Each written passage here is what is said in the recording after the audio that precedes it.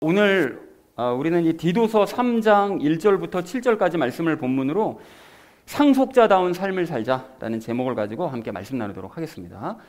자, 우리가 그 지난주에 2장을 모두 마치면서 그 예수님께 가르침을 받은 하나님의 특별한 백성들은 어떤 삶을 살아야 되느냐, 이것에 대해서 우리 세 가지 이야기를 나눴었죠. 그래서 첫 번째 나눴던 이야기가 무엇이었을까요?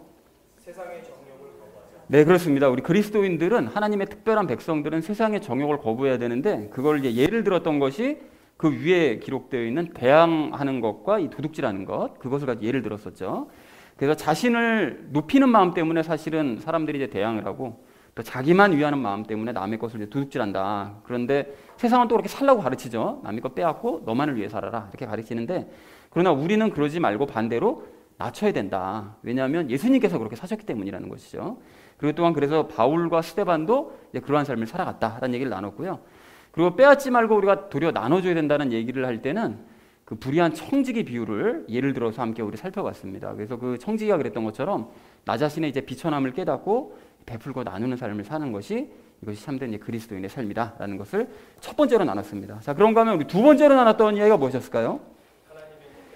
네, 그렇습니다. 하나님의 뜻대로 산다는 것은 예수님의 삶을 보고 그분과 연합해서 그분과 같이 이제 살아가는 것이 이제 하나님의 뜻대로 사는 건데, 예수님께서는 순종하고 충성하는 삶을 일생 동안 살아가셨기 때문에 우리도 마땅히 순종하고 충성하는 삶을 살아야 된다라는 말씀을 드렸었죠.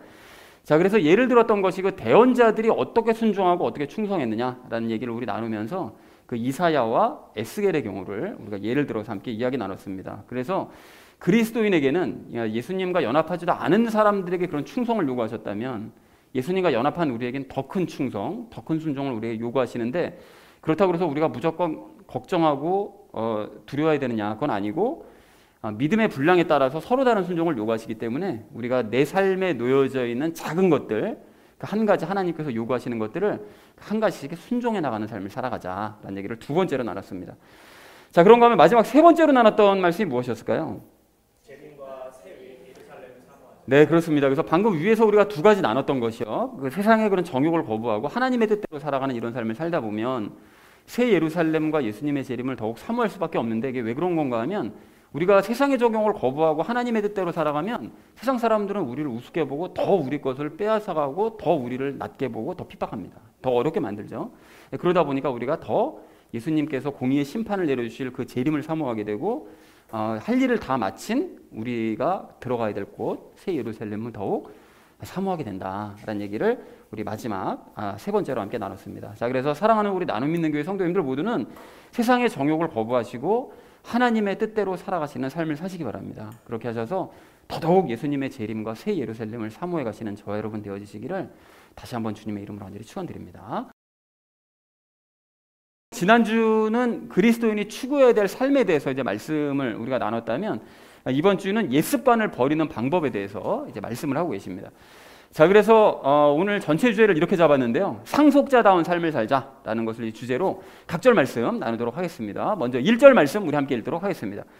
그들이 명심하여 정사들과 권능들에게 복종하며 행정관들에게 순종하며 모든 선한 일을 하도록 준비하게 하며 라고 말씀하는데, 그들이라는 건 당연히 성도들을 이야기합니다. 그리고 정사들과 권능들이라는 것은 뭐 우리가 예전에도 몇 번 나눴는데, 하늘들이나 땅에서 힘을 가진 존재들을 그 정사나 권능들이라고 얘기를 해요. 근데 여기서는 그 땅의 존재들, 땅에서 권세를 가지고 있는 사람들을 이야기합니다. 그러니까 권력자들에게 그 복종하라는 거죠. 권세를 가진 자들에게 복종을 해야 된다라고 얘기를 하고요. 또 행정관들에게 순종하라라고 얘기하는데, 이 행정관들은 사회 질서를 유지하는 사람들이요, 지금으로 치면 이제 공무원이 되겠죠. 그런 사람들에게, 경찰이나 공무원들, 경찰 공무원들에게 순종을 해야 된다라고 이제 얘기를 하고 있습니다.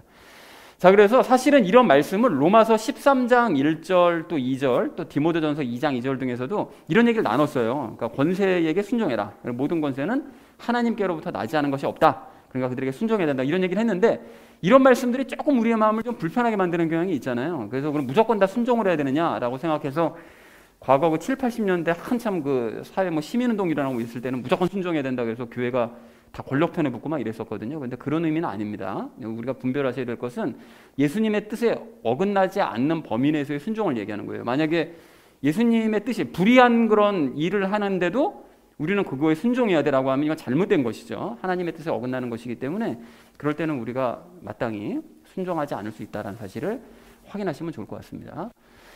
자, 그래서 모든 선한 일을 하도록 준비를 하게 만들라고 얘기하시는데 그 예수님과 함께하는 일, 선한 일이라는 건 예수님과 함께하는 일이니까요. 예수님과 함께하는 그런 일들을 할 수 있도록 모든 성도들을 준비되도록 만들어야 된다라고 얘기했다는 것이 1절의 의미가 되겠습니다. 자, 1절을 정리하자면 성도들로 하여금 권세자들에게 복종하게 하고 행정관들에게 순종하게 하며 예수님과 함께 모든 일들을 행해 나갈 수 있도록 준비를 시켜야 된다라는 것이 1절의 의미가 되겠습니다.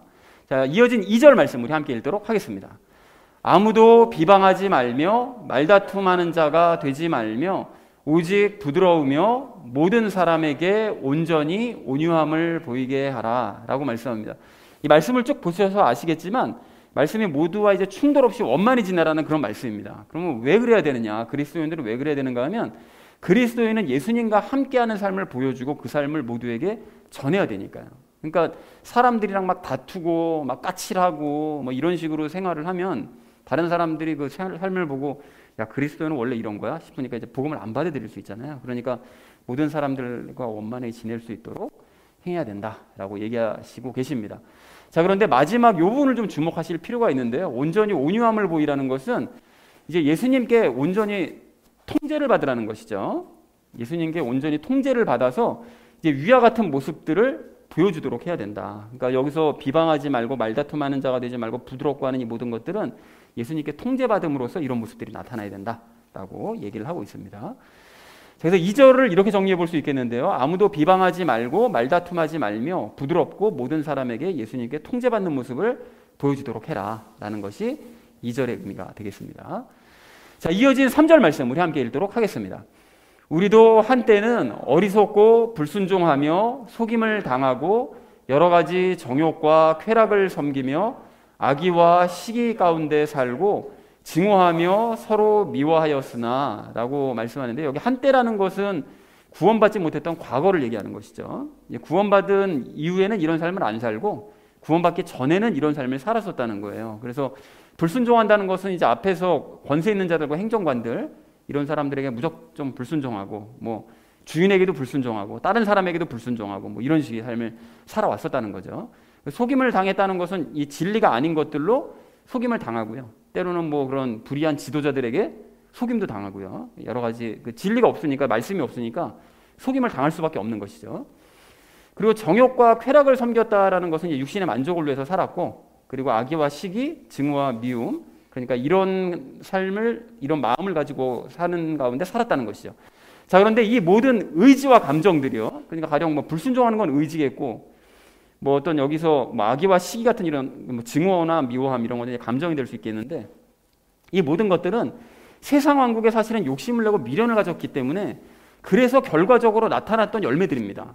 그러니까 세상 왕국에 자꾸 소망을 두고 있다 보니까 이런 모습들이 나타날 수밖에 없는 거예요. 그래서 죄의 영향을 구원받기 전에 강력하게 받고 있었을 때 이제 혼에 속해 있었던 그런 의지와 감정들이었다는 거죠. 그런데 구원받은 이후에는 이런 모습들이 점차 사라져야 마땅합니다. 계속 남아있다. 그럼 이게 뭐가 문제가 있는 거죠. 그러니까 이렇게 되지 말아야 된다라고 이제 얘기를 하고 있는 거죠. 그러니까 한때라고 얘기하잖아요. 한때. 과거에 그랬다는 거죠. 과거에. 자, 그래서 3절 말씀을 이렇게 정리해 볼 수 있겠는데요. 우리도 과거에는 어리석었고 불순종했고 속임을 당하기도 했고 육체의 만족을 위해 살기도 했고 악의와 시기와 증오와 미움 가운데 살았었다라는 것을 3절에서 이야기하고 있습니다. 자, 이어진 4절 말씀 우리 함께 읽도록 하겠습니다. 사람을 향한 하나님 곧 우리의 구원자의 친절과 사랑이 나타난 뒤에 라고 말씀하는데 앞에서 그런 삶을 살았었지만 그 이후로 어떤 일이 일어났느냐 이걸 이제 얘기하고 있습니다. 그래서 우리의 구원자의 친절이라는 것은 우리의 구원자 대신 예수님의 그 친절함 그분이 그렇게 친절하게 사셨다는 거예요. 사람들에게 모든 사람들에게 친절을 베푸는 그러니까 예수님의 그 친절했던 삶과 그분의 사랑 가장 강력하게 사랑이 드러났던 게 어떤 사건이었죠? 십자가 사건이었잖아요. 그러니까 예수님의 그 우리 구원자의 그 사랑 그러니까 십자가에서 그 피 흘려 주신 바로 그 사랑이 사람을 향한 하나님의 그 사랑을 예수님의 그 삶과 죽음을 통해서 나타내 보여주셨다는 거예요. 그렇게. 그리고 그 뒤에 5절 말씀이 이어지는데 그 뒤에 우리가 비로소 구원을 받게 되었다. 그러니까 예수님께서 먼저 그렇게 사랑을 베풀어 주신 다음에 그걸 믿는 사람들은 그 이후로 구원을 받게 되었다. 이제 이 얘기를 하고 있습니다. 자, 그래서 4절을 전체적으로 정리해 보자면 사람들을 향한 하나님의 친절과 사랑이 예수님의 삶과 십자가 사건을 통해서 드러난 뒤에 사람들은 비로소 구원을 받을 수 있었다라는 것이, 나도 이제 구원받았다라는 것을 4절에서 말씀하고 있었습니다. 자, 이어진 5절 말씀 우리 함께 읽도록 하겠습니다. 그분께서 우리를 구원하시되 우리가 행한 의로운 행위로 하지 아니하시고 오직 자신의 긍휼에 따라 다시 태어남의 씻음과 성령님의 새롭게 하심으로 하셨고 라고 말씀하고 있습니다. 자, 여기 보면 우리가 행한 의로운 행위로 하지 않으셨다. 그런데 앞에 있는 방금 4절에서 말씀하시는 것처럼 그분의 삶과 죽음으로 사랑을 나타내셔서 이제 구원하셨는데, 그리고 난 다음에 보면 우리가 행한 의로운 행위로 하지 아니하셨대요. 그러니까 하나님께서는 우리를 구원하시되 우리의 의로운 행위 때문에 우리를 구원해 주신 것이 절대 아니다. 우리 행위 때문에 구원받은 것이 아니다. 대신 뭘로 구원했다고 말씀하시죠? 자신의 긍휼에 따라서, 그러니까 하나님께서 우리를 불쌍히 여겨주시는 그 마음 때문에 우리가 구원받은 거다. 그러면 구체적으로 어떻게 해서 그런 구원을 이루셨느냐, 그걸 말씀하시는데요. 다시 태어남의 씻음이래요. 저게 뭘까요? 다시 태어남의 씻음, 뭘까요? 물세례, 죄가 분리죠. 분리되는 것이 무엇이죠? 그게 물세례죠. 물세례. 그러니까 다시 태어나게 하는, 씻어서 그 물세례 줘서 씻게 하는 거. 그렇게 되면 우리가 죄가 분리가 되는 것이죠. 그리고 성령님의 새롭게 하심은 뭘까요? 그러면 당연히 그렇죠. 성령님과 연합하는 건데, 그렇게 되면 뭡니까? 결국 성령님 세례를 받는 거죠. 그러니까 물세례와 성령님 세례로 우리를 구원하셨다는 거예요. 그걸 받아야만, 세례를 받아야만 구원을 받는다는 거죠. 그러니까 성령님과 연합케 하심으로 말미암아 영을 새롭게 만드셨다는 거예요. 그게 성령님 세례고, 그게 거듭남이고, 그게 영의 부활이잖아요. 같은 말이죠, 전부 다. 자, 그렇게 하셨다, 구원하셨다라고 말씀하고 있습니다. 자, 그래서 5절 말씀을 정리해 보자면 하나님께서는 우리의 의로운 행위 때문이 아니라 불쌍히 여기시는 마음 때문에 우리를 구원을 하셨는데, 물세례와 성령님 세례를 통해서 구원하셨다라고 말씀하고 있습니다. 그래서 요한복음 3장 5절 말씀을 보면 분명하게 말씀하시잖아요. 너희가 물과 성령으로 거듭나지 아니하면 하나님의 왕국을 볼 수 없다라고 분명하게 말씀하시죠. 그러니까 우리가 물세례와 성령님 세례로 우리를 구원하셨다라고 말씀하고 있습니다. 자, 이어진 6절 말씀 우리 함께 읽도록 하겠습니다. 예수 그리스도 곧 우리의 구원자를 통하여 우리에게 성령님을 풍성히 부어주셨으니 라고 말씀합니다. 앞에서 우리를 어떻게 구원하셨다라고 말씀을 하셨잖아요. 그러니까 즉 하나님께서는 우리의 영을 성령님과 연합케 하셔서 영을 구원하셨는데, 그것으로 만족하지 않으시고 6절에서 이런 일도 또 하셨다는 거예요. 그러니까 구원하는 것뿐만이 아니라, 영을 구원하신 것뿐만이 아니라 그 이후로 어떻게 하셨다고요? 예수 그리스도를 통해서 성령님을 부어주셨대요. 그러니까 예수님을 통해서 성령님을 풍성하게 우리에게 부어주셔서 1절, 2절 앞에서 우리 나눴던 그런 삶을 살도록, 그러니까 혼의 구원을 이뤄가는 삶을 살도록 우리를 인도해 가신다라고 말씀을 하고 있습니다. 5절은 영의 구원, 6절은 혼의 구원에 대해서 말씀을 하고 있는 거죠. 자, 그래서 6절을 이렇게 정리할 수 있겠는데요. 하나님께서는 예수님을 통하여 우리에게 성령님을 풍성하게 부어주심으로써 우리로 하여금 의로운 삶을 살게 하신다는 게 7절의 말씀이 나옵니다. 그렇게 부어주셔서 의로운 삶을 살게 하신다. 그런데 참고로 여러분, 의로운 삶이라는 것을 다른 말로 하자면 하나님께서 옳다 하시는 삶이죠. 그리고 이걸 다른 말로 하면 예수님을 닮아가는 삶이죠. 그리고 이게 열매 맺는 삶이고요. 그리고 이것이 혼의 구원을 이루어가는 삶인 것이죠. 이게 다 같은 말입니다. 이게 우리가 이미 다 알고 계시죠. 이렇게 하도 많이 나눠서. 자, 의로운 삶을 살게 하신다. 그래서 마지막 이제 7절 말씀 우리 함께 읽도록 하겠습니다. 이것은 우리가 그분의 은혜로 의롭게 되어 영원한 생명의 소망에 따라 상속자가 되게 하려 하심이라 라고 말씀합니다. 여기서 이것은 이라는 건 앞에 있는 6절이요. 그러니까 성령님을 우리에게 풍성하게 부어주시는 것은 이라고 얘기하면서 그분의 은혜래요. 계속 말씀드리지만 은혜는 다른 말로 하면 뭐죠? 선물이죠. 선물인데 하나님께서 우리에게 주시는 선물은 곧 예수 그리스도, 그분이신 거죠. 그러니까 하나님의 선물 때문에, 그러니까 예수님 때문에 의롭게 된대요. 의롭게 된다는 것은 당연히 방금 말씀드렸던 것처럼 하나님께서 옳다 하시는 사람이 된다는 것이죠. 자, 그러니까 성령님을 우리에게 풍성하게 부어주시는 것은 예수님 때문에 우리가 의롭게 된다는 거죠. 의롭게 되어서 영원한 생명의 소망에 따라, 그러니까 영생을 우리가 소망함으로써, 소망으로 말미암아 상속자, 어디에 대한 상속자요? 새 예루살렘에 대한 상속자가, 그걸 새 예루살렘을 상속하는 자가 되게 하려고 이런 은혜를 부어주시는 거다, 베풀어 주시는 거다라고 얘기를 하고 있습니다. 7절 말씀을 이렇게 정리할 수 있겠는데요. 성령님을 풍성하게 부어주시는 것은 우리가 예수님 때문에 의롭게 되어서 영생을 소망함으로써 새 예루살렘의 상속자가 되게 하시려고 우리에게 성령님을 풍성하게 부어주시는 거다. 그래서 의로운 삶을 살게 하시는 거다 라고 얘기했다는 것이 7절의 의미가 되겠습니다. 자, 그래서 오늘 본문 말씀을 전체적으로 정리를 해보자면 성도들이 세상의 권세와 행정관들에게 순종하게 하고 예수님과 함께 일하도록 준비를 시키고 또 비방하거나 말다툼하지 말고 부드럽게 그리고 온전한 온유함을 그렇게 보여주도록 하여라. 사람들에게 보여주도록 해라. 그래서 우리도 과거에는 어리석고 불순종하고 속고 정욕과 쾌락에 빠지고 악의와 시기와 증오와 미움 가운데 살았었는데 그러나 예수님의 그 삶과 희생 이후에 하나님께서는 우리에게 은혜를 베풀어 주셨죠. 당신의 불쌍하게 여기심에 따라 물세례와 성령님 세례로 우리를 구원해 주시고 성령님까지 풍성하게 부어주셨다. 왜 그걸 그렇게 하셨느냐?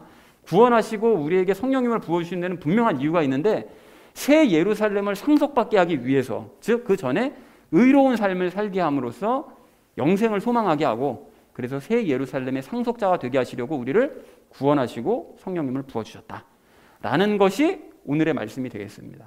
예, 내용은 다 이해가 되셨죠? 예. 자, 그래서 오늘 말씀을 좀 더 간략하게 좀 정리를 해보자면 오늘 본문은 이렇게 좀 정리해 볼 수가 있습니다. 하나님의 사랑과 친절로 우리가 영의 구원을 받았다면 그러면 예수님을 통해서 성령님 충만함을 받아서 어떻게 살아야 된다고요? 더 이상 3절과 같은 삶이 아닌 1절, 2절과 같은 의로운 삶을 살아야 된다. 그렇게 함으로써 새 예루살렘의 상속자가 되어야 된다라는 것이 오늘 전체의 내용이 되겠습니다. 정리가 딱 되셨죠, 이렇게. 자, 그래서 우리가 이제 적용 시간에 3가지 이야기를 나눌 건데 우리 각자의 이제 나의 상태를 먼저 확인을 한번 해보고요. 두 번째는 우리가 되어져야 될 상태를 좀 확인을 하고요. 마지막 3번째는 내가 되어야 될 상태에 좀 간극이 좀 있을 수 있거든요. 그럼 요거를 어떻게 메꿀 수 있느냐? 이 방법에 대해서 우리 나누는 시간을 가지도록 하겠습니다. 그래서 오늘의 결론이요. 상속자다운 삶을 살자라는 것을 이제 주제로 나머지 이야기는 삶에 적용하면서 말씀 나누도록 하겠습니다. 상속자다운 삶을 살아야 될 우리가 오늘 첫 번째로 함께 나눌 말씀은 우리의 상태를 확인하자라는 것입니다. 여러분 오늘 7절 말씀을 보시면 우리는 의로운 삶을 삶으로써 새 예루살렘의 상속자가 되어야 된대요. 그죠? 그래서 우리가 구체적으로 앞에 있는 1절과 2절과 같은 삶을 살아야 된다는 거예요. 그런 의로운 삶을 그렇게 해서 새 예루살렘의 상속자가 되어야 된다. 그런데 우리가 만약에 여전히 3절과 같은 삶을 살고 있다. 이렇게 된다면 우리는 아직 과거에서 벗어나지 못한 상태라는 것입니다. 왜 그렇죠? 3절을 보면 한때는 이라고 얘기하잖아요. 과거에는 우리가 이런 삶을 살았었지만 이제는 이런 삶을 살면 안 돼 라고 얘기하고 계시잖아요. 그러니까 우리가 근데 이런 삶을 살고 있다면 나는 여전히 과거에 머물러 있는 거네 이렇게 볼 수 있다는 거죠. 그래서 3절과 같은 삶이 뭐냐 봤더니 어리석고 불순종하고 잘 속고 정욕과 쾌락에 빠지고 악의와 시기와 증오와 미움 가운데 사는 삶. 그런데 이런 삶을 만약에 내가 늘 이런 삶을 살아요. 만약에 그럴 리는 없겠지만 그렇다 그러면 그건 아예 영의 구원을 못 받은 사람일 것이고요. 그리고 3절과 같은 모습들 중에서 일부만 내가 이런 삶을 좀 살고 있다. 그러면 그것도 좀 문제가 좀 될 수는 있습니다. 그래서 우리가 이런 말씀을 계기로 좀 나 자신의 그 구원을 스스로 좀 확인해 보는 시간을 좀 삼았으면 좋겠는데요. 그런 의미에서 여러분 질문 드립니다. 여러분 우리가 5절에 있는 말씀처럼 나는 다시 태어남의 씻음과 성령님의 새롭게 하심으로 구원을 받았습니까? 자, 그러면 요한복음 3장 5절에서 말씀하신 거예요. 그러니까 물 세례와 성령님 세례로 진짜 구원받은 게 맞냐는 거예요. 진짜 물 세례 받고 진짜 성령님 세례 받아서 구원받은 게 맞냐는 거죠. 확인을 해보셨냐는 거예요. 여러분 그래서 여기서 한 가지 확인하셔야 될 것이 무엇인가 하면 물 세례와 성령님 세례에 대해서는 잘 알고 있어. 여러분 그거는 물 세례와 성령님 세례를 받은 게 아닙니다. 그게 뭔 뜻인지 알아. 이거는 물 세례, 성령님 세례 받은 것과 상관이 없어요. 그냥 아는 거지. 그래서 물 세례와 성령님 세례를 실제로 체험해야만 진짜로 구원을 받은 거예요. 이걸 진짜로 체험해야. 근데 여기서 이제 체험이라고 그러니까 나는 예배 중에 감격하는 예배 중에 어떤 감격을 체험했기 때문에 난 성령님 세례 받은 것 같아요. 라고 하거나 아니면 나는 말씀을 듣는 중에 또는 기도하는 중에 가슴이 막 뜨거워지는 체험을 한 적이 있어요. 그러니까 난 성령님 세례를 받은 것 같아요. 라고 하거나 아니면 나는 어릴 때부터 교회 다녔기 때문에 성령님 세례 받은 게 맞는 것 같아요. 라고 말을 할 수 있는데 여러분 이 중에서 그럼 누구의 말이 맞을까요? 어떤 사람이 성령님 세례 받은 사람입니까? 모두가 다 맞는 말일 수도 있지만 모두가 다 틀린 말일 수도 있어요. 그러니까 다시 말해서 이렇게 말하는 사람들, 이렇게 방금 제가 말씀드린 예를 들었던 것으로 말씀하시는 분들이 많거든요. 어떤 감격을 체험했기 때문에, 막 어릴 때부터 다녔기 때문에, 막 경험이 많기 때문에 자기는 성령 세례 받은 것 같다. 같다예요, 같다. 성령 세례 받은 것 같다. 근데 이렇게 말하는 사람들 모두가 성령 세례를 실제로 받은 것일 수도 있지만 전혀 받지 못한 것일 수도 있어요. 그냥 자기 생각이나 느낌일 수 있다는 거죠. 자, 그러면 어떻게 해야 내가 진짜로 물세례와 성령님 세례를 받는 체험을 할 수 있는 것이냐? 뭘까요, 여러분? 어떻게 해야 내가 진짜 나는 진짜 성령님 세례 확실하게 받았어. 나는 진짜 물세례 받았어. 어떻게 확실하게 알 수 있느냐? 말씀입니다, 여러분. 말씀. 여러분 말씀을 읽을 때 참된 물세례와 참된 성령님 세례를 받는 체험을 할 수 있다는 거예요. 자, 그러면 아니 어떻게 말씀을 읽는다고 그래가지고 물세례와 성령님 세례를 받는 체험을 할 수 있다는 거냐? 여러분 그렇게 생각하실 수 있는데 먼저 확인하실 것이 무엇인가 하면 이 물세례요. 물세례가 보통 뭡니까? 라고 얘기하면 그 뭐 앞에 나와가지고 목사님이 이렇게 손으로 물 뿌려주든지 아니면 어디 물에 들어갔다가 나오는 뭐 이런 걸 해야 물세례 받는 거 아니에요? 라고 생각들을 하는데 물세례는 그런 형식이 아니라 뭐라고 그랬었죠? 내가 정말로 죄인이라는 사실을 깨닫는 바로 그것이 물세례를 받는 거다. 진짜 물세례 받는 거다라고 몇 번을 말씀을 드렸었잖아요. 그런데 그렇게 나 자신이 죄인이라는 것을 진짜로 깨달은 게 언제 깨달으셨냐는 거예요. 그걸 확인해 보면 되잖아요. 근데 그거를 확인을 할 때 내가 내가 정말 죄인이구나라는 걸 깨달은 게 만약 누군가가 뭐 목사가 됐든 뭐 어떤 전도사가 됐든 아니면 다른 사람이 됐든 당신은 죄인이요 라고 말했다고 그래가지고 가만히 생각해 보니까 그 얘기를 듣고 생각해 보니까 그렇지 나는 과거에 이런 잘못도 저지르고 저런 잘못도 저질렀으니까 난 죄인이라고 생각하지는 않는데 그런 걸 따져보니까 죄인은 맞네. 죄인인가 봐 나는 그냥. 여러분 이런 식으로 막연하게 생각하는 건 이거 물세례 받은 거 아닙니다. 그냥 그렇게 죄인인가 봐 나는 죄인이었었네 뭐 그런 거 같은데 그냥 이거 물세례 받은 거 아니에요. 그럼 어떻게 해야 되느냐? 성경을 읽는 중에 어떤 특정한 구조를 보고 있는데 갑자기 너는 죄인이다. 넌 하나님 믿는 사람이 아니야. 너는 도리어 하나님을 불신하고 있는 사람이야. 넌 절대로 불신자들과 똑같은 사람이야. 이런 음성이요. 구체적으로 나의 잘못과 그 믿음 없음이 죄잖아요. 그 믿음 없음을 지적하시고 책망하시는 음성을 성경 말씀을 읽을 때 그 음성이 들려야 되는 거예요. 여러분 그래야 이게 진짜 하나님의 음성을 듣는 거고 그럴 때 진심으로 자기 자신의 잘못을 깨닫게 되고 진짜로 죄인임을 인정하면서 진짜로 반성할 수 있게 되는 거예요. 남들이 당신은 죄인이요. 생각해보니까 죄 많이 졌네? 죄인인가 보다. 반성이 없잖아요. 그런데 말씀을 보다가 넌 죄인이야. 너 하나님 믿는 사람 아니라니까? 이런 음성을 들을 때 진짜로 반성하게 되고 진짜 죄인임을 깨닫게 된다는 것이죠. 그리고 이런 체험을 한 것이 바로 말씀을 통해서 참된 물세례를 받은 상태가 된다는 것입니다. 나는 죄인인가 보다. 이건 진짜가 아닙니다, 여러분. 그런가 하면 성령님 세례도 마찬가지예요. 여러분 성령님 세례는 계속 말씀드려왔던 것처럼 성령님과 연합하는 게 성령님 세례잖아요. 그런데 방금 말씀드렸던 것처럼 성경을 읽다가 나 자신이 진짜 죄인임을 깨달아서 이제 물세례를 받은 사람은 진짜로 물세례 받은 사람은 그것으로 만족하지 않고 그럼 나는 죄인 맞는데 그럼 내가 이 죄를 어떻게 해결할 수 있을까 이거 고민을 해요. 그러면 이 고민한 것을 고민만 하고 있는 것이 아니라 그 고민을 가지고 다시 성경을 읽어요. 그러다가 그 죄를 해결할 수 있는 방법을 성경에서 발견합니다. 가령 예를 들어서 예수님께서 그 마태복음 3장에서 니고데모와 대화하시잖아요. 대화하시면서 예수님께서 분명하게 말씀하시기를 성령님으로 다시 태어나야 된다. 이 말씀을 하시면서 다시 태어나는 방법까지 말씀해 주세요. 그러니까 결국 성령님 세례를 받을 수 있는 방법까지 말씀을 해 주시거든요. 그것이 무엇이냐? 요한복음 13장 14절 15절에서 이렇게 말씀하시죠. 모세가 광야에서 뱀을 든 것처럼 예수님도 반드시 들릴 것인데, 그러니까 십자가에 달려서 들리신다는 거죠. 들릴 건데 그것을 믿는 사람들은 멸망하지 않고 영생을 얻을 거다. 이렇게 말씀하세요. 그러니까 예수님의 십자가 사역을 믿으면 그러면 성령님으로 다시 태어날 수 있다는 거예요. 그러니까 성령님으로 다시 태어나는 방법은 예수님의 십자가 그 사역을 진짜로 믿는 거라는 거예요. 자, 그러니까 방금 말씀드렸듯이 참된 물세례를 받은 사람들은 성경을 통해서 내가 진짜 죄인이구나라는 걸 깨닫고 반성하는 사람들은 이후에 죄를 해결하지 못해서 막 고민하다가 이 죄의 문제 해결에 대해서 정확하게 말씀하시는 이런 구절을 이제 발견하게 되면 이뿐만이 아니라 다른 것도 많죠. 발견하게 되면 어떻게 됩니까? 내 안에 있는 죄를 없애시기 위해서, 내 죄 문제를 해결해 주시기 위해서 예수님께서 십자가에 내 죄를 가져가셔서 나를 대신해서 죽어주심으로 내 죄를 없애주셨구나. 이게 실제로 믿어지는 거예요. 믿어지는 거예요. 내가 믿어야지가 아니라 믿어지는 거예요. 그리고 이런 사람은 예수님의 십자가 사건이 정말로 믿어졌기 때문에 이 순간 성령님 세례를 받게 되는 거예요. 그 순간 성령님과 연합하게 되는 거예요. 이게 진짜로 믿어졌으니까. 그래서 이렇게 물 세례와 성령님 세례를 받았기 때문에 이 사람은 참된 구원을 이때 바로 받게 된다는 것입니다. 그리고 여러분 생각해 보세요. 이게 말씀을 가지고 성령님 세례와 물 세례 받는 거잖아요. 말씀은 다른 말로 뭐라고요? 예수님이시잖아요. 그러니까 예수님께 받았기 때문에 예수님께 직접 세례 받는 거예요. 이게 목사에게 가서 받는 게 아니고 예수님께 직접 받는 거라고요. 뭐 할 때요? 말씀 읽고 이걸 체험할 때. 이게 진짜 물 세례와 진짜 성령님 세례라는 것입니다. 그렇다면 여러분 다시 한번 확인합니다.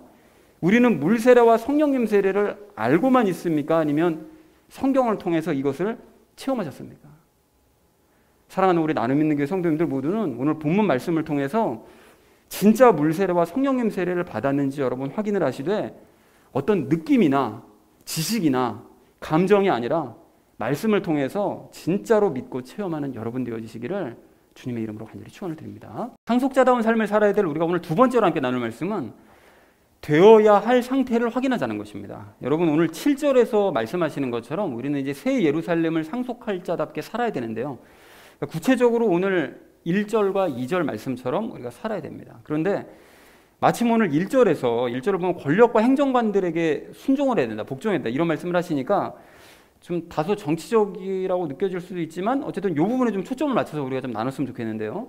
사실 이러한 말씀이 우리의 마음을 좀 불편하게 만들 수가 있어요. 왜냐하면 하나님께 복종하고 하나님께 순종하라는 것이 아니라 세상의 권력과 행정관들, 사람에게 순종하라고 얘기를 하니까 이게 좀 마음이 좀 껄끄럽단 말이죠. 그리고 특히나 이제 우리가 더 그럴 수밖에 없는 게 우리는 과거에 그 악하고 불의하고 부정했던 그런 권력들, 그게 우리 역사에 너무 많았잖아요. 이제 그런 것들에 대한 그 안 좋은 기억들이 우리에게 남아있기 때문에 그 2절 말씀처럼 그런 권력자들을 비방하고 그런 자들과 말다툼하고 그래서 3절처럼 그들에게 도리어 불순종하고 그래서 그 와중에 그런 권력자들에게 또 속임을 당하기도 하고 이러니까 그런 자들에 대한 악의와 시기 또 증오와 미움 이런 걸 갖고 있는 것이 이게 사실이라는 거예요. 그러니까 이 세상 권력과 우리가 이게 자꾸 이렇게 뭔가 이렇게 거부감을 갖는 이런 게 있다는 것이죠. 그런데 우리가 새 예루살렘을 상속할 자, 또 예수님께 가르침을 받은 하나님의 특별한 백성이 된 것이 맞다면 이제 무작정 그런 사람들을 비방하거나 말다툼하려고 2절처럼 그렇게 하려고 하지 말고 더 이상 어리석어지지 않도록 객관적인 시각으로 이 상황을 잘 살펴서 그러한 권력자들에게 더 이상 속임을 당하지 말고 그리고 악의와 시기와 증오와 미워하는 그런 마음들 3절에서 말씀하시는 그런 마음들도 버려가야 됩니다. 자, 그러면 이런 질문을 하실 수 있잖아요. 아니 그러면 그렇게 뭐 선비처럼 그렇게 행동하면 아니 그런 악한 권력자들이 뭐 알아줄 것 같으냐고 그런 사람들의 횡포를 그러면 뭐 어떻게 막을 거냐고 이렇게 질문하실 수가 있거든요. 그러니까 이제 그런 사람들 주장은 그러니까 우리가 더욱 정치에 관심을 갖고 그들과 싸워서 쟁취하고 이겨내야 된다 이런 얘기를 한단 말이죠. 자, 그러니까 이런 생각이 그럼 맞느냐? 지난주에도 그랬잖아요. 싸워서라도 빼앗는 거, 가져오는 거 이것이 세상적인 가르침이라고 그랬는데 그걸 따라가는 게 맞냐? 그렇기 때문에 우리가 잊지 말아야 될 것인데 그게 무엇인가 하면 우리가 그러한 정치적인 상황에 자꾸 매몰이 될 것이 아니라 하나님을 기억해야 된다는 거예요. 하나님을. 단순한 거 아닙니까? 하나님을 기억해야 돼요. 우리 모두가 하나님께서 주관해 주실 것을 진짜로 믿는다면 참되게 믿는 사람들이 진짜로 하나님께서 개입해 주실 것을 믿는다면 공정한 재판장 되신 하나님께서 개입하셔서 이 사회에 개입하셔서 일을 처리해 주신다는 거예요. 실제로 지금 다 하고 계시고요. 즉 우리가 하나님만 신뢰하면서 이 힘든 상황을 좀 더 인내하면 하나님께서는 악한 자들을 적절한 때에 치시고 가장 선한 방향으로 이 사회를 이끌어 가실 텐데 우리가 여전히 하나님을 사실은 신뢰하는 마음이 좀 없기 때문에 좀 덜하기 때문에 그리고 여전히 사람들의 말에 자꾸 속아 넘어가기 때문에 방송이나 뭐 미디어나 뭐 유튜브나 이런 데서 막 얘기하는 거 들으면 꼭 이 사람들 말이 맞는 것 같잖아요. 그러니까 자꾸 그런 것에서 속아 넘어가기 때문에 오늘 3절 말씀처럼 속기 때문에 하나님의 진정한 역사를 체험하지 못한다는 것입니다. 그러니까 하나님께서 일을 하고 싶으셔도 믿는 자들까지 도리어 막 흔들리니까 하나님이 일하시는 데도 방해를 받으신다는 거예요. 자, 그래서 여러분 이제 오해하지 마셔야 될 것이 하나님께 이제 맡겨드린다는 것을 핑계로 악하고 불의하고 뭐 부정한 그런 권력자들을 뭐 방관하자라거나 뭐 아니면 그들에게 뭐 무작정 복종하고 뭐 순종해야 된다 이런 말씀드리는 게 아닙니다. 아까 전에도 말씀드렸듯이 우리는 필요에 따라서 이게 불의한 사람들이다. 그래서 정말 이건 하나님의 뜻과도 전혀 어울리지 않는 사람들이다 이러면 당연히 마땅하게 우리는 저항할 수 있습니다. 저항해야 되고요. 그러나 일단은 우리가 이 세상 왕국과 정치에 대해서 너무 깊이 발을 들이밀고 있는 그 발을 떼내서 일단은 한 걸음 뒤로 물러나자는 거예요. 그리고 세상을 초월한 사람의 입장으로서 우리가 모든 상황들을 평가하되 무엇보다 하나님을 의지하면서 믿음으로 하나님께 상황을 맡겨드리자라고 말씀을 드리는 것입니다. 쉽지 않을 것 같죠? 여러분, 그래서 우리가 이런 사람이 되려면 어떻게 되느냐? 어떻게 되는가 하면 이 땅 왕국이 아니라 우리가 하나님의 왕국을 소망하는 사람으로 바뀌어야 됩니다. 자, 그래서 여러분 요즘 저 같은 경우에 이제 근래 들어서요, 이 세상 왕국에 대한 소망을 정말 많이 버리고 있고요. 하나님 왕국을 이전보다 더 소망하고 있습니다. 그러니까 소망 없는 이 땅을 아무리 봐도 소망이 없어요, 사실은. 그렇기 때문에 소망 없는 이 땅에 자꾸 미련을 두면 둘수록 힘들어요. 마음만 힘들고 괴로워지기만 하는 거예요. 그러니까 그렇게 괜한 고생을 할 것이 아니라 소망 가득한 하나님의 왕국을 꿈꾸면서 기뻐하는 삶을 살려고 한다는 거예요. 이제 아직 멀긴 멀었는데 저도 자꾸 그렇게 하다 보니까 세상 왕국보다 하나님 왕국이 더 사모가 되고 여기에 대한 스트레스를 덜 받게 된다는 것이죠. 자, 그렇다면 여러분들도 그렇게 되셔야 됩니다, 여러분. 왜 그러냐? 그리스도인이 세상 왕국에 대한 소망을 품고 살면 세상 왕국과 함께 망할 수밖에 없기 때문에 그래요. 여러분, 그런 의미에서 우리가 요한복음 11장 말씀을 기억할 필요가 있는데요. 요한복음 11장을 보면 예수님께서 죽은 지 4일 된 나사로를 살리시는 이야기가 기록이 되어져 있잖아요. 그런데 예수님께서 그렇게 죽은 지 4일 된 나사로를 살리셨는데 그 소식을 들은 유대 지도자들이 큰 걱정을 해요. 아니, 이게 이상하지 않습니까? 죽은 지 4일이 된 사람을 살려내셨으면, 그런 기적을 보여주셨으면, 아, 이 양반만 잘 의지하면 우리가 나라도 구할 수 있겠구나. 이거를 믿어, 되게 기뻐해야 될 것 같은데 왜 걱정을 합니까? 이게 왜 걱정을 했는가 하면 예수님께서 그런 기적을 자꾸 일으키시면 백성들이 다 예수님 따라가겠죠? 그럼 백성들이 예수님을 자꾸 따라다니면 그 많은 무리들이 자꾸 이렇게 뭉쳐다니면 로마의 눈에 들게 될 거잖아요. 그럼 로마의 눈에 들면 어떻게 될까요? 아, 이것도 가만 냅두면 이거 뭔가 소요 일으키겠네? 진압하는 거죠. 그러면 나라가 망할 수도 있고 이 나라를 빼앗길 수도 있겠구나. 이렇게 생각을 한 거예요. 그러니까 예수님을 의지하면 나라를 구할 수 있겠다. 이거를 영적으로 생각한 게 아니라 지극히 인간적인 생각으로 정치적으로만 생각한 거예요. 그러니까 결국 유대 지도자들은 로마에게 땅을 빼앗기지 않기 위해서 예수님을 죽이자라는 황당한 결론에 도달하게 됩니다. 너무 어처구니 없는 거죠. 그런데 이렇게 땅의 왕국을 우리 손으로 지키자라는 이 정치적인 결정 때문에 결국은 유대인들은 로마에게 완전한 멸망을 당하고야 말더라는 것입니다. 그러니까 나라에만 신경 쓰니까 나라 망하지 않게 하기 위해서만 신경 쓰다 보니까 도리어 나라가 망해버리더라는 거예요. 그러니까 다시 말해서 이 유대인들은 하나님의 왕국은 외면하고 철저하게 이 땅의 정치적인 문제에만 주목하면서 걱정하고 근심했기 때문에 그래서 그렇게 걱정한 대로 망해버리더라는 거예요.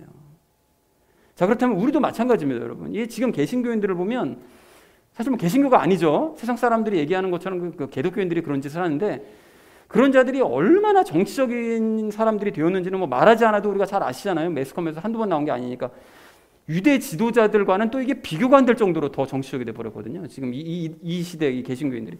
근데 만약에요, 여러분 우리조차 그런 사람들과 똑같이 이 땅 왕국 걱정만 하면서 정치적인 사람이 되어버린다. 그럼 이 땅은 진짜 망합니다, 여러분. 이게 왜 그렇습니까? 그나마 지금 여러분 이 땅이 망하지 않고 있는 이유가 뭔가 하면 하나님의 왕국만 붙들고 있는 그 상속자들이요.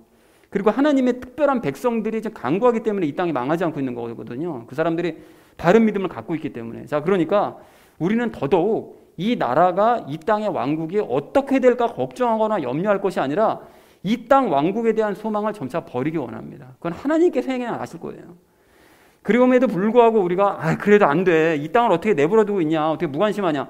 여러분 미련을 버리지 못해서 이 땅 왕국 바르게 잡아보겠다고 여러분 노력하시잖아요.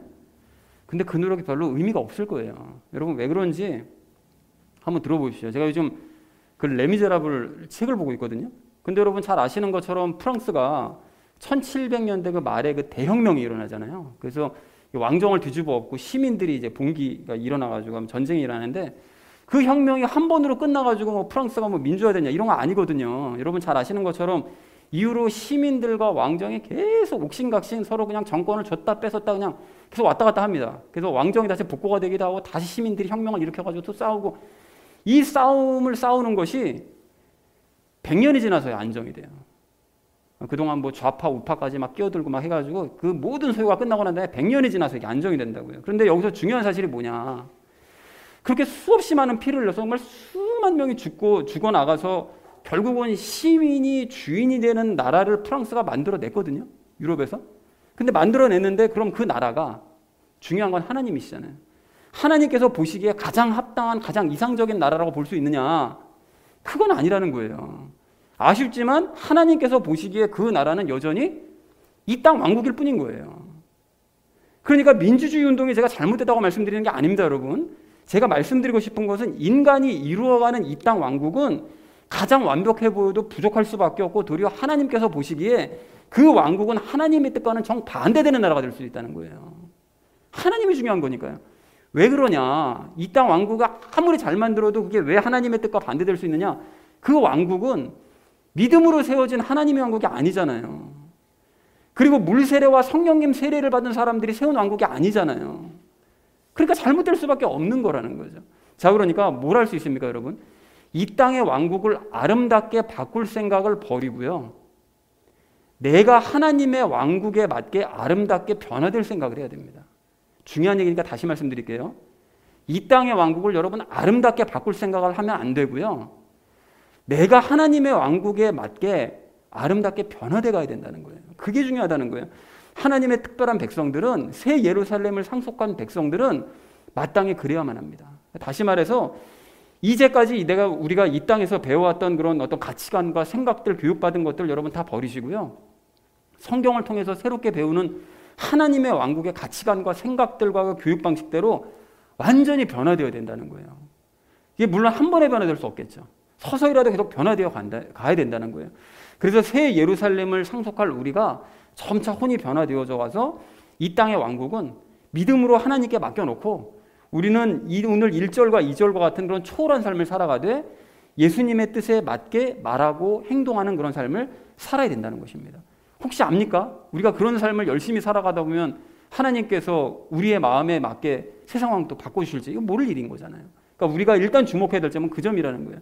그리고 우리가 그렇게 살아내면 지난주 금요일 큐티 말씀처럼 우리를 힘들게 하던 악인들은 어떻게 된다고요? 지옥불에 누워가지고 철저하게 심판받는 거예요. 거기 세상 왕들 다 거기 모여 있잖아요. 너 왔냐? 세상에서 완전 부귀영화 누릴 것 같더니만 너도 결국 오네. 막 이러잖아요. 걔네가 누워가지고.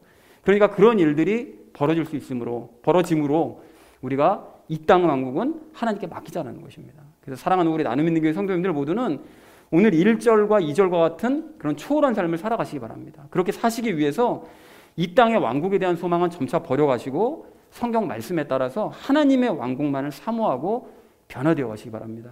그렇게 하셔서 영생의 소망에 따라서 가장 완벽한 왕국, 새 예루살렘을 상속받는 저와 여러분 되어지시기를 주님의 이름으로 간절히 축원을 드립니다. 자, 상속자다운 삶을 살아야 될 우리가 마지막 세 번째로 함께 나눌 말씀은 간극을 메꾸자는 것입니다. 여러분 방금 나눴던 것처럼 우리가 이제 성경의 가치관대로 우리가 변화되어야 되고 하나님의 왕국에 맞는 그런 삶을 살아가야 되는데요.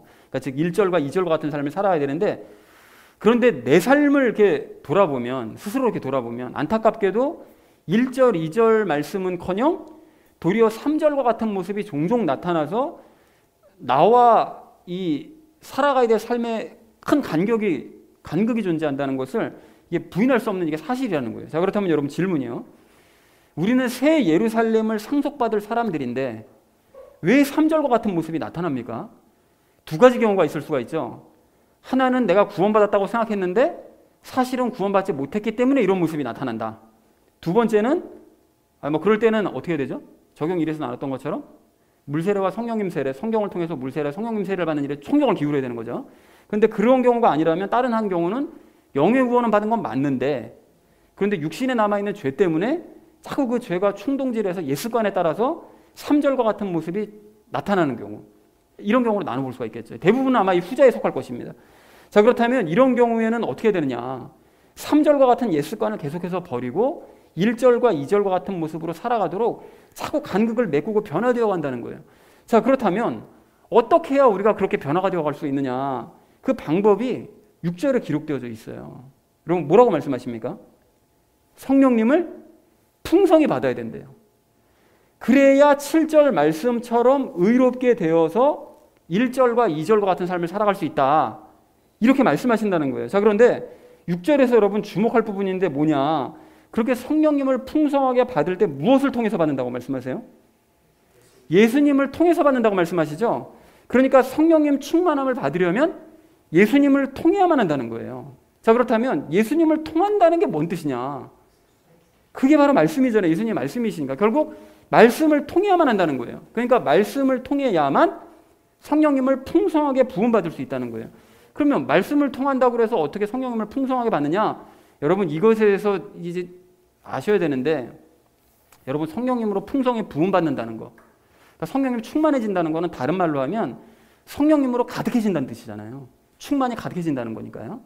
그러면 성령님으로 가득해진다는 것은 무슨 소리냐? 성령님이 내 안에 계신 성령님이 그 영향력이 내 안에서 가득해진다는 뜻이에요. 그러면 성령님의 영향력은 언제 가득해지느냐? 언제 활동하시느냐? 성령님께서 당신이 하고자 하시는 일을 활발하게 행하실 때 그 영향력이 활발해지는 거예요. 데살로니가전서 5장 19절을 보면 성령을 억누르지 말며 이렇게 돼 있잖아요. 억누르지 말고 자유롭게 해드려야 된다는 거예요. 그럼 언제 우리 안에서 자유롭게 되어야만 그분이 활발하게 활동하시게 되는데, 언제 그렇게 될 수 있느냐? 성령님께서 일을 하실 때 활발하게 활동하실 수 있는 거예요. 그럼 성령님께서 하시는 일이 뭐라고 그랬죠? 요한복음 16장에서 말씀하시는 것처럼 성경을 가르치시는 것이 성령님께서 하시는 가장 큰 일이에요. 자, 그러니까 정리를 해보자면 우리가 성령님을 의지하면서 성경을 집중하면서 읽으면 성령님께서는 우리에게 그 뜻을, 그 말씀의 뜻을 가르쳐 주시느라고 우리 안에서 활발하게 일을 하시고, 활발하게 일을 하시는 때가 바로 성령님의 영향력으로 우리가 가득해지는 때고, 그 성령님의 영향력이 가득해지는 때가 아까 전에 말씀드렸듯이 성령님으로 충만해지는 때라고 말씀드렸잖아요. 여러분 이해가 되시죠? 그러니까 결국은 따져보면 말씀으로 충만해질 때가 곧 성령님으로 충만해질 때다라는 사실을 우리가 분명하게 확인할 수가 있다는 것입니다. 그리고 이렇게 성령님으로 충만해지면 영의 눈이 열려요.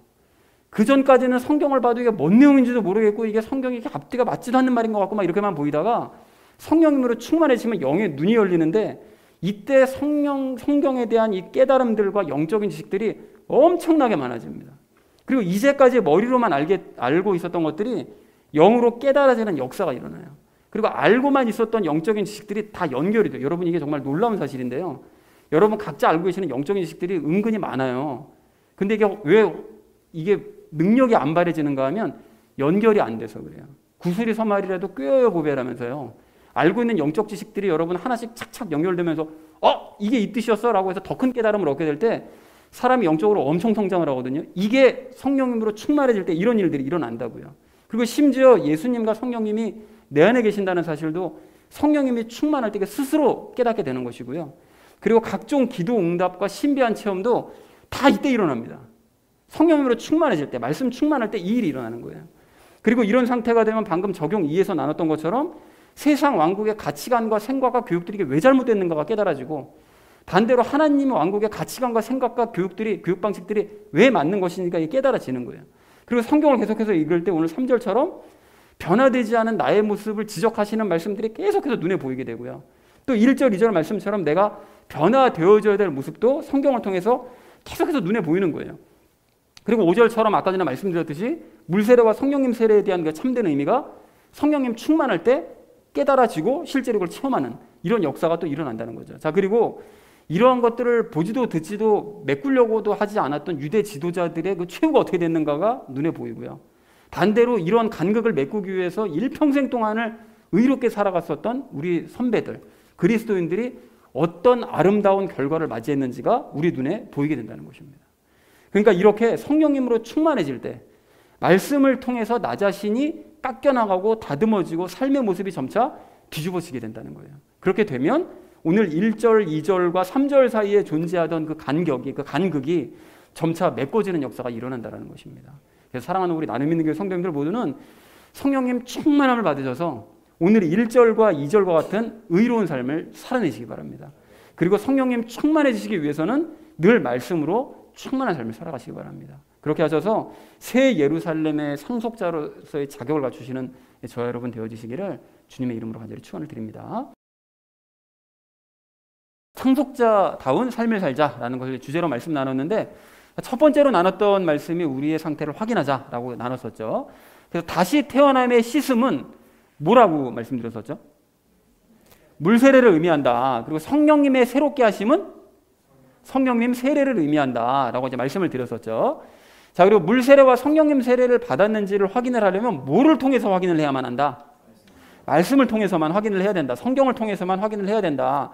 그 외의 것들은 사실은 맞을 수도 있지만 아닐 가능성이 더 크다라고 이제 말씀을 드렸었죠. 자, 그리고 이것을 통해서 자신이 죄인임을 확인할 때가 진정으로 욕을 받는 때예요. 뭡니까?